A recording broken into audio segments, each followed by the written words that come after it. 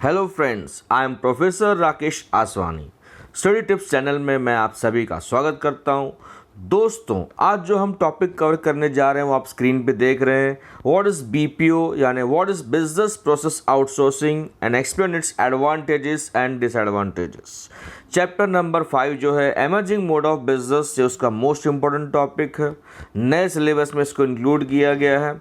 इतना ही नहीं दोस्तों, बीपीओ के ऊपर मैंने अलग से एक वीडियो बनाया हुआ है। अगर आप उस वीडियो को देखेंगे तो बहुत डिटेल में आपको बीपीओ का जो है इंट्रोडक्शन आपको समझेगा। तो चलिए स्टार्ट करते हैं कि बीपीओ क्या है, उसके एडवांटेजेस एंड डिसएडवांटेजेस। अभी तो मैं आपको बीपीओ के बारे में शॉर्ट में बता रहा हूँ क्योंकि डिटेल वीडियो अलग से बना हुआ है, तो थोड़ा शॉर्ट में आपको मैं इंट्रोडक्शन दे सकता हूँ। आपके सामने स्क्रीन पे आप देख रहे हो। तो चलिए स्टार्ट करते हैं विद द मीनिंग।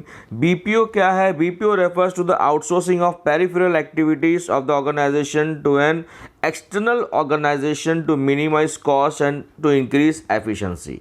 बीपीओ का मतलब ही यही होता है कि हम सब पेरिफेरल यानी सपोर्टिव एक्टिविटीज़ जो हैं कंपनी के एक बाहर की संस्था को हम काम करने के लिए दे रहे हैं, थर्ड पार्टी को हम कॉन्ट्रैक्ट दे रहे हैं ताकि हम हमारे खर्चे को, कॉस्ट को कम कर सकें और एफिशिएंसी का लेवल बढ़ा सकें। अब क्या है, सारे छोटे छोटे काम कंपनी खुद करेगी तो कंपनी मोस्ट इम्पोर्टेंट जो काम है उस पर ज़्यादा हम टाइम नहीं दे पाएंगे।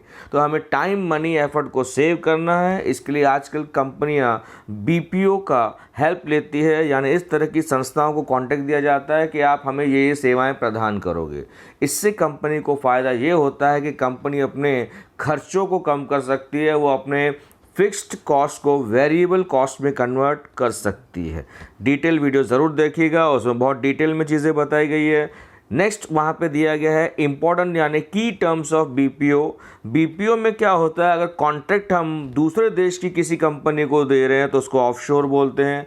अपने ही देश में किसी और कंपनी को कॉन्ट्रैक्ट दिया तो उसको ऑनशोर बोलते हैं। और पड़ोसी देश को अगर हमने कॉन्ट्रैक्ट दिया तो उसको हमने नाम दे दिया नियर शोर। नियर शोर क्या होता है? BPO that is contracted to the companies neighbouring country. आगे बढ़ें तो ये आपको एग्जाम में ऑब्जेक्टिव में आ सकता है फ्रेंड्स, थोड़ा ध्यान दीजिएगा। ऑफशोर क्या बताया? दूसरे देश की किसी कंपनी को कॉन्ट्रैक्ट दिया तो वो ऑफशोर है। अपने ही देश की किसी कंपनी को कॉन्ट्रैक्ट दिया तो ऑनशोर है। पड़ोसी देश को कॉन्ट्रैक्ट दिया तो वो नियर शोर है। ओके, बीपीओ में ये सारे एक्टिविटीज़ होते हैं। इंश्योरेंस का प्रोसेसिंग करना हो, कस्टमर को कोई हेल्प चाहिए हो तो कस्टमर सपोर्ट, टेक्निकल कुछ सपोर्ट चाहिए हो, IT help desk, data entry करना हो, रिकॉर्ड्स मेंटेन करने हो यानी अकाउंट्स का काम करना हो, या बुक कीपिंग की हम बात करें, फॉर्म का कुछ प्रोसेसिंग होता है, फॉर्म्स वगैरह कलेक्ट किए जाते हैं जगह जगह पे, फीडबैक कुछ लिए जाते हैं, उसकी डेटा कन्वर्शन करना हो, या फिर टेलीफोन करके यानी टेली मार्केटिंग सर्विसेज प्रोवाइड करनी हो, तो बीपीओ में कई प्रकार के काम होते हैं। चलिए आगे देखते हैं। नेक्स्ट अगर हम देखें तो इसके एडवांटेजेस एंड डिसएडवांटेजेस की हम बात करेंगे। तो सबसे पहले हम देखेंगे बीपीओ में एडवांटेजेस क्या क्या हैं, प्लस पॉइंट्स क्या हैं। पहला पॉइंट आपको बताया गया है प्रोडक्टिविटी इम्प्रूवमेंट्स। अब क्या होता है कि हमने जिनको कॉन्ट्रैक्ट दिया थर्ड पार्टी को, वो उस काम में स्पेशलाइज्ड हैं, एक्सपर्ट हैं। उन्होंने एक्सपर्ट्स को अपॉइंट किया है, उन्होंने अपने स्टाफ को ट्रेन किया हुआ है, तो इससे काम फटाफट होगा, एफिशिएंसी के साथ काम होगा और हम हमारे कस्टमर्स को बेटर सर्विस दे पाएंगे। पॉइंट नंबर 2, ऑप्टिमम यूटिलाइजेशन यानी OUOR की हम बात करें, ऑप्टिमम यूटिलाइजेशन ऑफ रिसोर्सेस।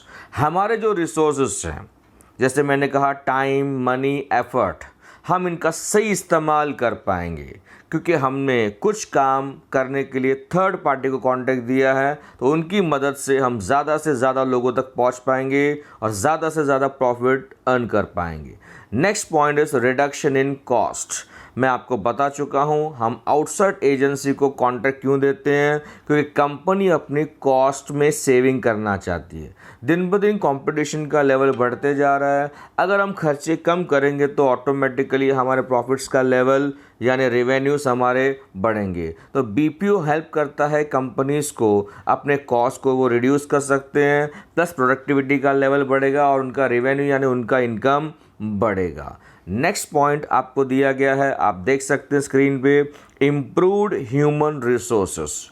यानी यहाँ पे क्या होता है, बीपीओ में ना आप अगर एम्प्लॉयज़ काम करते हैं तो उनको ना टास्क दिए जाते हैं, उनको जो भी काम दिया, जो भी प्रोजेक्ट दिया गया ना, उनको टाइम के अंदर परफॉर्म करने, एक डेडलाइन डिसाइड की जाती है कि इतने टाइम के अंदर आप इस काम को अंजाम दोगे। आपने शायद वेब सीरीज़ देखा हो क्यूबिकल्स, अगर आपने नहीं देखा तो ज़रूर देखिएगा, उसमें इस तरह की चीज़ें बताई गई है। इनकी टीम होती है, उनको जो है काम दिया जाता है कि आपको इतने समय के अंदर ये काम पूरा करके दिखाना है, और जो लोग इस तरह से परफॉर्म करते हैं उन्हीं लोगों को वो लोग प्रमोशन देते हैं, कंटिन्यू करते हैं। तो यहाँ पे हर बार एम्प्लॉयज़ ने अच्छा परफॉर्मेंस देना है। इससे क्या होगा, कंपनी का जो है ना परफॉर्मेंस ओवरऑल बढ़ेगा। हमारे पास अच्छे लोग अच्छा काम करके दिखाएंगे तो सीधी सी बात है हम क्वालिटी सर्विस दे पाएंगे, वो भी एट लो रेट्स। क्लियर है? यहाँ तक समझा आपने फ्रेंड्स? तो चलिए आगे बढ़ते हैं। Next is disadvantages of BPO. Friends, हर सिक्के के ना दो पहलू होते हैं। Every coin has two sides, plus भी होता है तो माइनस भी होता है। अब क्या होता है कि जैसे कि हमने डिस्कस किया था कि बीपीओ में ऑफशोर भी हो सकता है, ऑनशोर भी हो सकता है, नियर शोर भी हो सकता है। अगर हम दूसरे देश की किसी कंपनी को कॉन्ट्रैक्ट देते हैं तो उसमें कई सारे प्रॉब्लम्स आते हैं, तो वो डिसएडवांटेज में पहला पॉइंट है कम्युनिकेशन प्रॉब्लम। दो देशों के बीच में कम्युनिकेशन, दो पार्टीज़ के बीच में, दो जो पार्टीज़ हैं यानी क्लाइंट और वेंडर जो बताए गए हैं, एक बंदा जिसने कॉन्ट्रैक्ट दिया है, दूसरा जिसने कॉन्ट्रैक्ट लिया है, यानी जो सर्विस हमें दे रहा है जो वेंडर कंपनी है, अगर इनके बीच में कम्युनिकेशन गैप हुआ है तो उससे मिसअंडरस्टैंडिंग का लेवल बढ़ जाता है। मिसकम्युनिकेशन होगा, मिसअंडरस्टैंडिंग होगी तो हम एक दूसरे को सेटिस्फाई नहीं कर पाएंगे, तो सम टाइम इट हैपन्स। दूसरा पॉइंट आपको बताया गया डिफरेंट टाइम जोन। अब क्या होता है, दो अलग अलग देश की कंपनियों ने आपस में कॉन्ट्रैक्ट किया हुआ है, बराबर है। जैसे इंडिया में बात करें तो कॉल सेंटर्स का आप एग्जांपल ले लीजिए। आपने कभी सोचा है कॉल सेंटर में आधी रात को भी लोग जॉब पे क्यों जाते हैं? नाइट शिफ्ट में उनको क्यों बुलाया जाता है? ज़्यादा करके हमारे देश में जो कॉल सेंटर्स हैं ना, वो फॉरेन कंपनीज़ के हैं। उन्होंने अपने कॉल सेंटर्स हमारे देश में क्यों लगाए और हमें आधी रात को काम पे क्यों बुलाया जा रहा है?